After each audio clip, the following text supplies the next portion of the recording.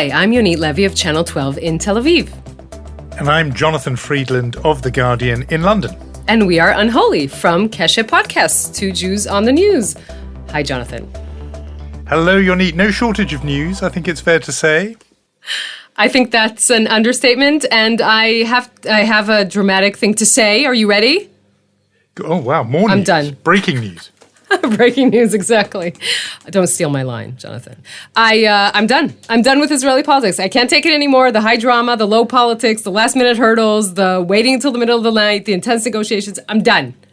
No more election crisis. No more not being able to answer the question, are we going to go to elections forever? Enough. I'm moving to Denmark. That's it. We'll have to fit the podcast accordingly, if that's okay with you. So it will be a new podcast from Denmark. Why Denmark? Just because it seems more boring. But if you want, we could do Sweden or Finland. Or just point at some place and we'll move there. We could do our own podcast. It could be two Nords on the fjords, the pair of us. Although we'll have to be two non-Nords. Exactly. Good luck convincing anyone that you and I are Nordic. I mean, I don't think we're of Nordic stock. Wait a minute. I mean, there was a Viking invasion in England in the 9th or 10th century. You could be the Friedlands of Oslo. I mean, this could work. This could work. You may be overestimating the longevity of the Friedland family roots in this country. But that is quite big news. But listen, any moving away and walking away from covering Israeli politics, you're going to have to delay at least half an hour or 40 minutes because we have to talk about it. It has been so massive what's been going on. Although I've been counselling everyone in a way not to get too carried away because, as I think we've said before on this podcast, when it comes to Israeli politics and particularly the prime ministership of Benjamin Netanyahu, it is never over until it's over. Indeed. Look, I don't think it's hyperbole. This has been one of the most dramatic 24 hours leading up to formation of a government. And as you say, we are not there yet. But for the first time in 15 years, someone who isn't Bibi Netanyahu managed to call up the president and say, I have formed a government. So as we were saying, it's a government on paper for now. It's still on very shaky legs. Netanyahu is still the prime minister if you open up the newspaper and expect it to see another headline. The proposed government has to survive a confidence vote in the Knesset in 12 days. 12 days is eternity in Israeli politics. We just had a war with Gaza that lasted for 11 days. So that schedule could shrink a little bit. We have to say it depends whether the newly formed almost government manages to replace the Speaker of the House. On Thursday, it emerged they might not even have a majority to do that. So just to be very accurate on where we are right now, Naftali Bennett is going to need to keep his party together long enough to be sworn in as the next prime minister. That's a pretty big if. It's a pretty big if, but I've got to say, if somebody deserves a slap on the back for prescience and prophecy, it is you yourself, Yonit Levy, because as listeners to Unholy know, if they've been listening to every episode, this was you, and not only before all this happened, this was you before even the last election happened. This is you from mid-March, before those Israeli elections even happened. Now, I want to talk about the crazy scenario. Are you ready for that? Are you sitting down? Prime Minister Naftali Bennett. So you called it, Yonit. You saw this scenario and, you thought it was crazy. That was the word you used. And yet it is, like we say, we're not going to say it has come to pass, but it is almost there. The one thing I was wrong about, and I think this is essential, the situation wasn't that Naftali Bennett was sitting like Hamlet, right? Trying to decide between, should I go with Bibi and his government or should I go with my own sort of anti-Bibi bloc? No, he had to wait for Netanyahu to fail first to have this sort of legitimacy to go his own way. So detach himself from his mentor and say, you know what, I'm gonna do this, make this government. And we'll talk about this a little bit more when we talk about Yair Lapid. But what they have managed to do here, Lapid and Bennett, is kind of they out-BB'd Bibi. They used his own tricks against him. In what way? What are the tricks you've got? Well, I mean, they waited, for example, the way that he gave, and we'll talk about this, right? He gave the Arab the United Arab List, RAM, he was the first one who tried to woo them and court them and legitimize them after years of delegitimizing the Arab vote. And only when he failed could they get the green light to go forward. The fact that he, in his desperation, wanted Bennett to go first in rotation, even though Bennett only has 6 seats, gave Bennett himself the legitimacy to say, okay, well, if you gave me that offer, I can be a prime minister with only 6 seats.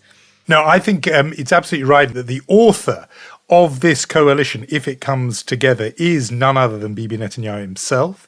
That he created this monster, as he must feel it now is. He's the Dr. Frankenstein here, partly for the reason you said, and I know we're going to get onto it, but legitimating Mansour Abbas's Ra'am party and Islamist party as a legitimate partner of government. That was on him because he began playing footsie with Mansour Abbas and with Ra'am even again before the election. But also, if you look at 3 of the key right-wing figures in this constellation, Naftali Bennett, we're going to be talking about him. Gideon Saar, people know much less about him outside Israel. And Avigdor Lieberman. All 3 of them at some point were allies, colleagues, even real sort of partners of Netanyahu. And all of them he burnt, by not actually bringing them along, keeping them on side, but instead turning them into, as it's turned out, implacable enemies. I mean, these are people who could not be placated even from partnering up with what would actually be their natural home, the centre-right, the right, Likud. Instead, they have teamed up on the other side. That is on Bibi. That is down to him. And, you look through the whole constellation to get this incredibly motley crew, this disparate bunch, ranging from our friendly Islamist dentist at one end through to a Jewish nationalist and former settlers leader like Naftali Bennett, via Meretz and the traditional Zionist left, the Labour Party. What's the only thing these people have in common? I mean, really, these are people who wouldn't, you couldn't get to agree on ordering food in a restaurant together, this group of people. One thing they have in common is they can't stand Netanyahu and they want him out. And that is on him. That's down to him. This is like if you try and give a metaphor for American politics, Hillary Clinton, Elizabeth Warren, I guess the ghost of Richard Nixon and George W. Bush trying to get together to oust Donald Trump, right? This is how Yeah, and I think you can throw in the leader of the Black Panthers. I would throw in the leader of the Black Panthers and Pat Buchanan. Yep, and that's how it fits, right? This is what this group is trying to do. We keep going back to Mansour Abbas, and I think it's important to kind of pause on that for a minute. This is an historic threshold, right? For the first time in the history of this country, there will be a party, an Arab party, as a coalition partner in the Israeli government, if indeed this government is formed. And you saw that picture captured yesterday, that key moment in the negotiations. Mansour Abbas, the leader of the United Arab List, partnering with Naftali Bennett, a very right-wing politician who is more to the right of Netanyahu himself, and of course Yair Lapid. Now, you have to remember that Abbas is coming under as much pressure from his constituency as Bennett and Shaked are from there. I mean, he has, in this act, legitimized the Zionist entity. That's a huge step forward. It's not only that the Jewish part of Israeli politics pushed away the Arabs all these years, it was also a two-way street. So this is a big deal. I think what, in a sense, he's saying without saying it is basically, look, we know the Jewish state is a done deal. Now let's get a better deal for us. Let's work on better funding, better conditions, better laws to fit our society. And, this amazing moment here, we were on air for a gazillion hours yesterday, and Israel's waiting for the green light for Abbas to join the government, right? We're waiting all day. There's this Chiron on air, awaiting the Shura Council's decision, the Supreme Religious Council of the Islamic movement. This is a moment. And even if this government isn't formed, it's still, I think, a way that we can't walk back.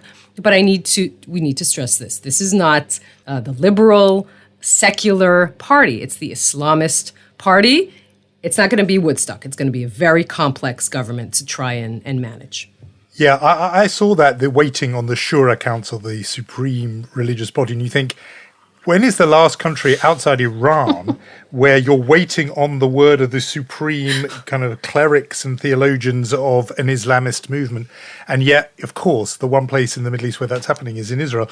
And if Jewish Israeli voters do not balk at that prospect and reject it, but actually sort of shrug it off, That to me is a huge milestone for all the reasons you've said. I found the picture actually unexpectedly moving. I mean, it's all men. They're all men in a kind of smoke-filled room. It's kind of political operatives are in the background. Mansour Abbas, the dentist, has got his kind of guts spilling out. He's a really, he's a big guy, and Lapid and Bennett. But the normalization, the normality of that image of doing political business. There is a reason why people say, just covering Israel gives you a kind of whiplash. Just 2 weeks ago, you and I were talking not only about the war over and with Gaza, but the intercommunal violence that was happening in Israel's cities on the streets of Lod or Bat Yam or Haifa or wherever, where Arab and Jew were taking up arms against each other. And you thought, how can this country even possibly hold together if this is its future? And here we are a fortnight later where, not, as you said, not just, an Arab individual, and that obviously has happened in Israel's history, an actual Arab-Israeli party is signing on the dotted line. I found myself looking at that page of signatures and just really lingering over Mansour Abbas's signature. I think it's something very powerful. Obviously, the document's in Hebrew. He's putting, the Islamist seal on what is inherently a Zionist document, meaning a governing document of the state of Israel. It's very powerful, and it means that maybe, often with Israel, you think it is one step forward, two steps back. The horrible violence we saw inside Israel itself was more than 2 or 3 steps back. But this does feel, as you say, even if it doesn't come to fruition, like a step forward. Yeah, and I just have to remind us that during those, or a few days after what happened in Lod, Mansour Abbas himself went to a synagogue that was set on fire, and he said, we're going to help fix this. So that, I think, resonated for many Israelis. And again, we're coming back to this. Netanyahu is the one who legitimized this move. He failed to do it because he also was busy pulling into his coalition the extreme right that didn't want to sit with Mansour Abbas. So he failed, but he gave the green light to Naftali Bennett and Yair Lapid in doing this. So we should talk about the man who, if this all comes to pass, will in fact be the Prime Minister, as you predicted, and we've heard you predict it. This is why you've got to stay listening with Unholy. You are going to be months ahead of what happens. Wait, lottery numbers? What do you need, Jonathan? What do you need? So Naftali Bennett, it's so interesting. You've explained this bit, the bizarre bit of Israeli math, I think you called it, whereby you can have just 6 seats and yet you get to be prime minister, even when some of your coalition partners, one in particular, has way more seats than you. I think the explanation you gave when we had our little tutorial in Israeli math was that was going to be his price. It was the only way that the coalition would come together was if he played not only kingmaker but king. Yep. And so that is the price. So, Jonathan, this whole political limbo gets people quite confused, myself included, I must add. So we've also had a lot of people reach out to us with questions. Among them is this listener that I think you may know. Hi, Jonathan. Hi, Yonit. It's David Remnick from The New Yorker, calling from New York, and I've got a question for you.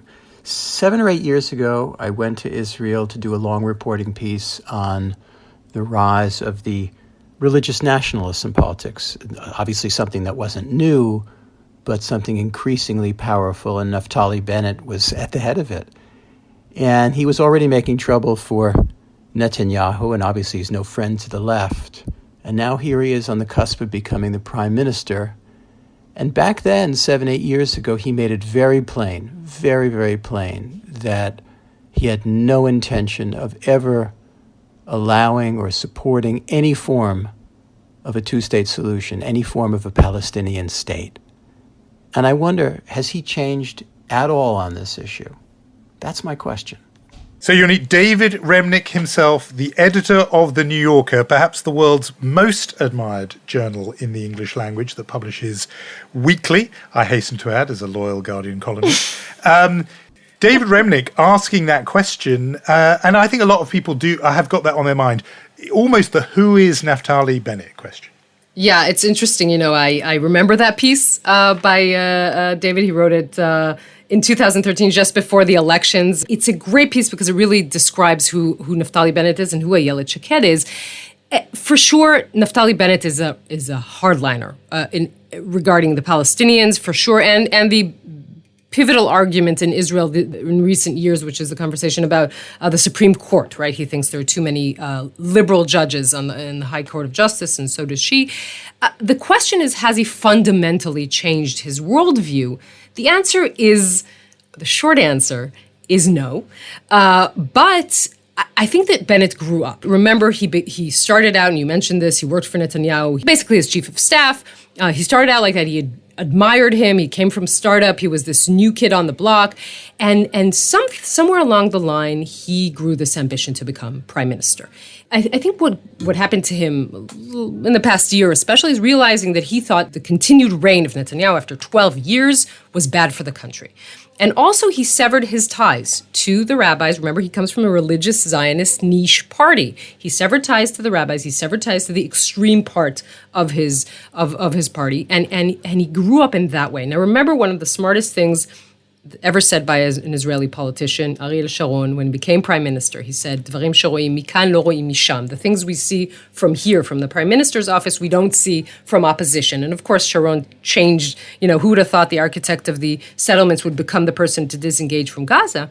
I'm not saying that Naftali Bennett is Ariel Sharon. I think they have a very different character, for better or worse. But things can change when you actually become prime minister. We have to see if he has even enough political clout to keep his party together just to pass that threshold. It's so interesting you mention Ariel Sharon, because I've been thinking about him for this reason, which is that there have been posters, photoshopped images generated by anti-Bennett people and people who want Netanyahu to stay as prime minister, depicting. But it's now a trope. I mean, it's very familiar, where you Photoshop the face of an Israeli politician in the keffiyeh of the Palestinians, and you brand them as a traitor or a liar or whatever. It happened famously to Yitzhak Rabin in the lead up to his assassination in 1995, and they've been doing it again to Bennett. But the person I thought of in between those two was Sharon, because they did it with Sharon too, when, as you mentioned, Sharon was disengaging, withdrawing settlers from Gaza. And it just made me think about a kind of rule in Israeli politics, which is that you think that people store up credibility as figures associated with the right, with Likud, with nationalism,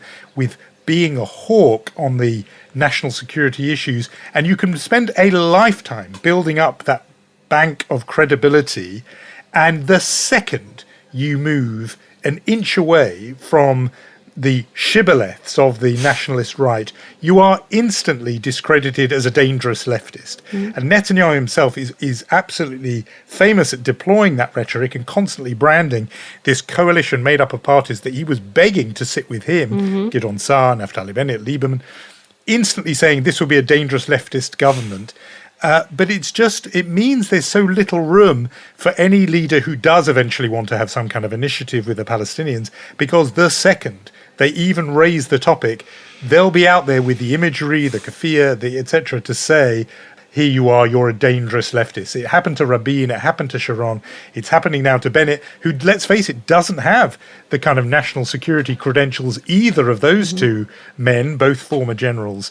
So he's been the big player, Naftali Bennett. In terms of the answer to the question, you've, I think, answered David Remnick's, we'll call him David from Manhattan, who's written in with that, dialed in with that terrific question at the extent to which Naftali Bennett has changed. We should talk about the man, though, who has been the architect of this whole venture. And it is amazing, because normally, and I'm bracing myself to try and explain this to Guardian readers in the coming hours, the idea that the person with the most seats and the one who put the coalition together isn't going to head this government. Just send them to our episode 15. It's called Israeli Math, and they'll get it. I promise. They'll get it. I'll append that with each word. But Yair Lapid is the guy who put this all together.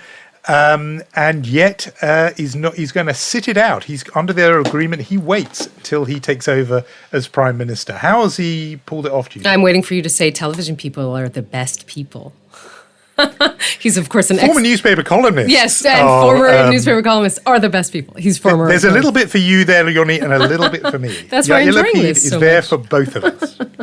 That could be a slogan next elections. Look, no matter what happens, sworn in, if this government is sworn in or not, Yair Lapid is the clear winner of this story, of course. I mean, he kind of ditched the image that he had of, maybe spoiled, maybe kind of condescending ex-television talent. And he's emerged as a leader. He acted brilliantly in the campaign, in this election campaign, not attacking Netanyahu directly. We talked about this, but more importantly, he came across, I could say differently from the average Israeli politician. He acted selflessly, as you said, and he sacrificed his own ego and said, I'm not going first. We need Naftali Bennett to go first. But also he did something a little uncharacteristic for an Israeli politician, in that he played long-term, right? He saw beyond just the next week or the next month. Long-term in general is not something that this country does well. And if you even see the polls this last week, we talked about this, he is coming in within 4 points of Netanyahu. After this, essentially, if you read the coalition agreement, he will become prime minister in 2 years. Don't hold your breath, because I don't know if this government will survive a confidence vote in 2 weeks. But still, it's a big deal for him.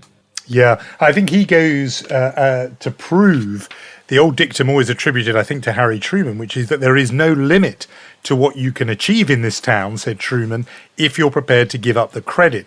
And in Truman's case, it was calling his plan for reconstruction of Europe after the Second World War not the Truman Plan, but the Marshall Plan.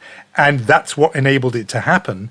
And you look at this and you think this is, in a way, the Marshall Plan government. It's Truman behind, it's Lapid behind it, but he's put another name and another face on it in the form of Naftali Bennett.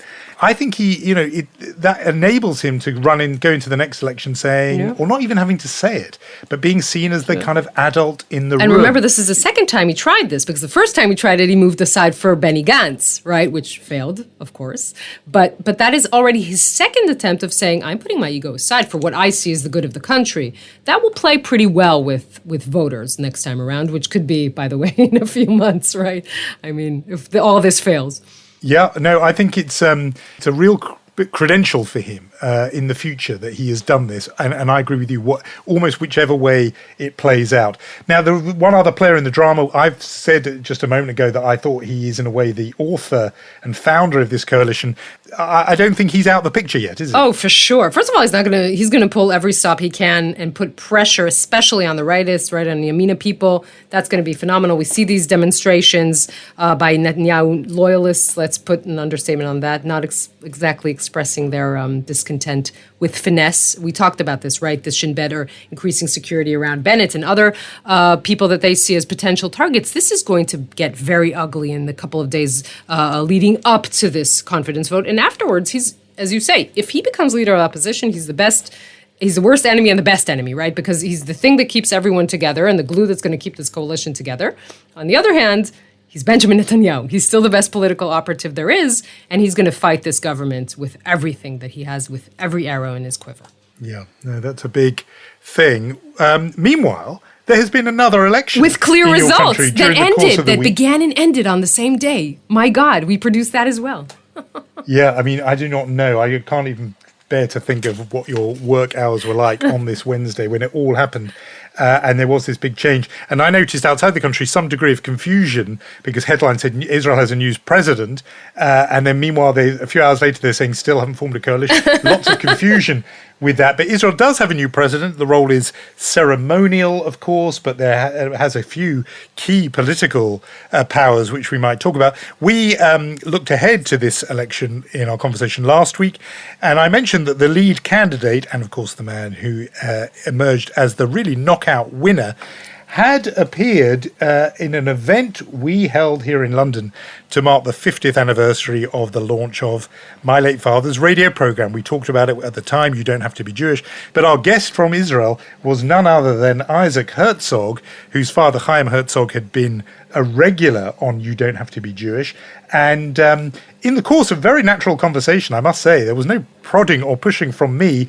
He gave this endorsement to our show. And now you have a weekly podcast with one of Israel's greatest journalists, Yonit Levy. It's called Two Jews on the News. I highly recommend world over to listen to it because it explains the new realities of Jewish life around the world and with Israel.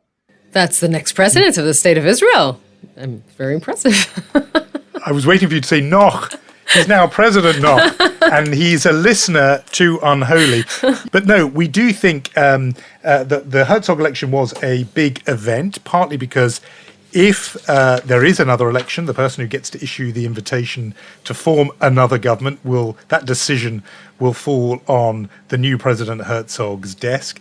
And there is the question, which I'm calling the Gerald Ford question, of issuing a pardon to the Prime Minister, to be the outgoing Prime Minister, if he is, that Bibi Netanyahu. What do you think, from what you know of Herzog and how he won and everything else, do you imagine what do you think about how he would make those decisions? Well, first of all, we have to say the question of what kind of president you want to be. I mean, when you think of Reuven Rivlin, right, who wanted to be this beloved president. I think he was beloved by parts of Israeli society, but he also kind of set up a mirror in front of Israelis. Not everyone liked the reflection when he did that. He was very worried about the road Israeli society is taking. What kind of president will Bougie be? Well, first of all, look at the way he was elected. A huge majority, right? 87 members of Knesset out of 120. This is the coalition that he kind of failed to put together when he was running against Netanyahu in 2015. Look, politicians in general have all kinds of, I think, types of charisma. You have the large crowd charisma politicians, the Barack Obamas of the world, maybe in a sense the Donald Trump, right, captivating a crowd charisma. But there's also the kind of small room, smoke-filled room charisma, when rooms were still smoke-filled. And that is the kind of person that Bougie is, right? He can charm you in a one-on-one. That is what he did diligently for months and months to all members of Knesset. Remember, we had so many elections in the last 2 years that the members of Knesset kind of replaced themselves, so he had to meet a lot of people. So I think that's kind of the president he wants to become. He wants to be this person that is loved by all Israelis of all walks of life. And that kind of was a long, convoluted way to reach your question. Will he indeed, and that is a big question, will he indeed give presidential pardon to Netanyahu? I don't know. Obviously, his relationship with Netanyahu is much better, ironically, than the one Netanyahu had with Rivlin. I don't see him doing it. It's a very contentious step. The request will be give him a pardon before the verdict is in. I don't see that happening in such a kind of it's a contentious move. The society is very sort of torn on this question here. I don't see him doing it. Also, when you remember that Chaim Herzog, Isaac Herzog's father, signed the most contentious pardon in Israel's history, it's a pardon for Shin Bet operatives charged with killing Palestinian terrorists instead of arresting them. It's a famous case in Israel infamous, called Bus Number 300.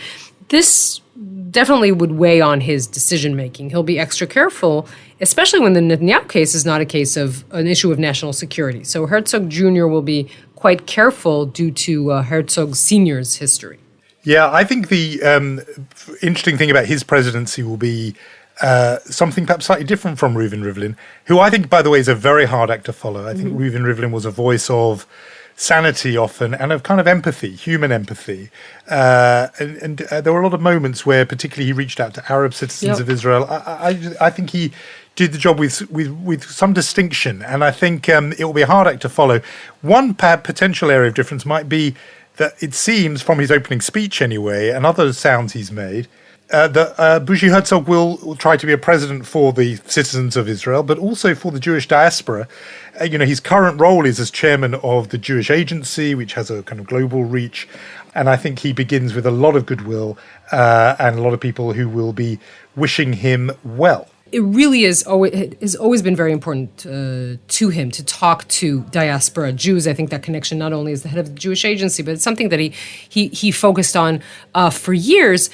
We talked about this last time. Israel has kind of moved on so quickly from what happened only 2 weeks ago between Hamas in Gaza and Israel. I think the fallout from that is still happening around the world.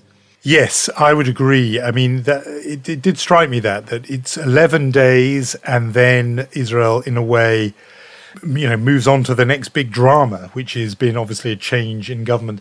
And here in the diaspora, I think it's not quite like that. There is still been the fallout. the Community Security Trust, which monitors anti-Semitism and combats anti-Semitism, here in Britain reports what it calls a horrific surge in anti-Jewish attacks in the past month, which they said surpassed anything we've seen before. 351 incidents between the 8th and the 31st of May. And so they say this happens every time, that every time there is violence in the Middle East, there is this surge in violence here.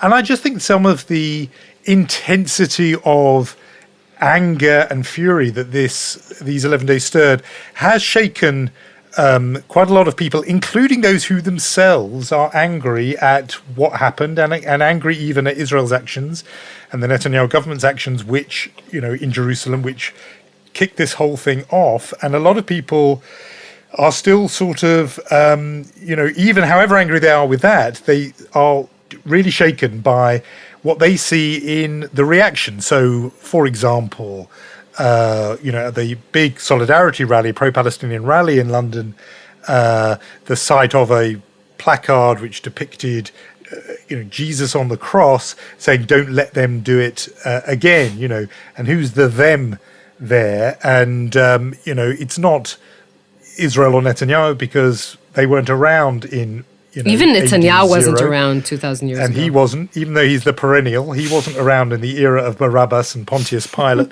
It's obvious they mean Jews, and it's and there's been stuff like that, where just at campus level, in workplaces, and that doesn't go away as quickly as, it doesn't switch off the minute there's a ceasefire. You spoke of the way the Israeli-Palestinian conflict and eruptions has sort of stoked the maybe anti-Semitism in Europe. We see that in the United States as well. And it's a question when we see parts of the left in the United States, I would say the far left, with the anti-Zionist voices sometimes bleeding into the anti-Semitism, is something that isn't, as you say, it isn't going away. We talked a lot about that problem.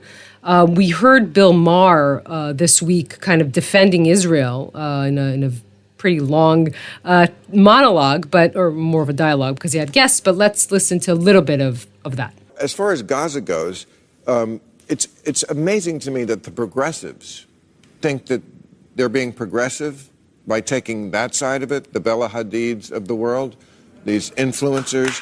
I just want to say, in February of this year, a Hamas court ruled that an unmarried woman cannot travel in Gaza without the permission of a male guardian. Really? That's where the progressives are. Bella Hadid and her friends would run screaming to Tel Aviv if they had to live in Gaza for one day. Yeah, that was part of it with Bella Hadid. He gave a whole sort of speech about how Jews have been here before anyone else, and et cetera, and they were occupied. But I think a lot of, larger parts of the Jewish community needed to hear that, someone sort of standing up for their narrative. Yeah, no, I think there'll be plenty of people saying, listeners to this, who think, hand the Mensch Award to him for the week, because they love it, and it's kind of therapeutic. They had John Oliver a couple of weeks ago, and now here's Bill Maher, giving it back in the same sort of coin. My view is always that these sorts of things don't really capture the extraordinary sort of nuance and complexity of the Israel situation, which the formation of this new government potentially just underlines again. Israel's a much more complex place than either the John Oliver rant or the Bill Maher rant necessarily allows. But anyway, it does bring us to our awards, and I think you have a nominee for Chutzpah. Proper Chutzpah nominee. It's because of a blog post from 2007 from someone named Kamau Bob. I hope I'm pronouncing his name correctly. Then he was a research associate at Georgia Tech, who has since then climbed up to be in the corporate ladder to be Google's head of diversity. This is important because the post then was titled, "If I Were a Jew," in which he describes how Jews should feel about the Middle East conflict. And he writes, "If I were a Jew, I would be concerned about my insatiable appetite for war and killing in defense of myself. Self-defense is undoubtedly an instinct, but I would be afraid of increasingly insensitivity to the suffering of others," etc. The post was removed, but I would say this: A, Google, you could have Googled him before you appointed him, and B, not being the PC police, but putting a guy like that head of diversity is not exemplary, exactly. Yeah, that was my rant for this week. No, that's very good. I mean, it is, as always. And I wonder about this, by the way, that you and I often sort of see the humor in these horrible things that are said. I'm more and more convinced it's a kind of defensive mechanism, a kind of coping strategy. Jews using humor as defense mechanism? I wouldn't think that's a thing. Do you think that's a thing, Jonathan? But I think even you and me, we think it's something that our ancient ancestors did back in Anatevka. I think we still do it, that we somehow see the comedy in this guy saying these horrible things and being, of all things, head of diversity. He couldn't be, head of algorithm or something. He had to be the one job where it's not right. So, okay, well, look, let me go to our Mensch nominee. I think a deserving winner this week is Daniel Libeskind, the world-famous architect who famously was involved in as master planner, really, for the post 9/11 reconstruction of the World Trade Center site. He's now taken on the mission of the Tree of Life Synagogue in Pittsburgh, which, of course, unholy listeners will know was the site of the worst anti-Semitic attack in American history back in October 2018. And this week, Daniel Libeskind visited the site of the Tree of Life Synagogue where that gunman murdered Jews as they prayed, and walked around and said he was listening for inaudible voices. There is a human sound that cries out to you. I just think, he's a world-famous architect, and it's such a good choice. It's a very good fit that he take on this really important but also unenviable task. That's beautiful, Jonathan. Thank you. You always get the credit for ending on a high note. So we shall end our program, which was chock full of Israeli politics. Next week, you do most of the talking and explaining. I'm not explaining this anymore. I'm done. I told you. Well, you're going to be in Denmark, so we're going to be talking to you about Copenhagen. We're going to be talking to you about the large railway that links the mainland to various beautiful islands and the world's most admired restaurant. And that is when we have two Nords on the fjords, but instead you need to follow us at 2 Jews on the News on Instagram. Just letters, no numbers. And I said already, you've got to subscribe, you've got to follow, and you've got to recommend us to your friends.